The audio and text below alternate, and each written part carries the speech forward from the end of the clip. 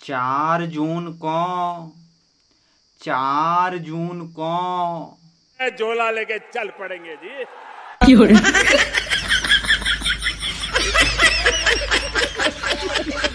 कैसे कैसे लोग रहते हैं यार यहाँ पर।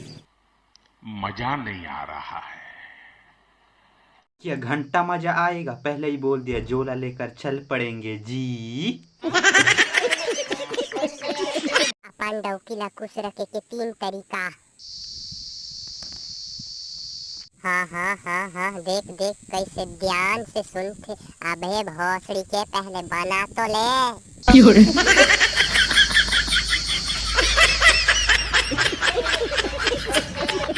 कैसे कैसे लोग रहते हैं यार यहाँ पे। आज हमारे गांव में पानी गिरा थे बार बार। तब तो लाज शर्म गली लागे रोग बता था बार बार।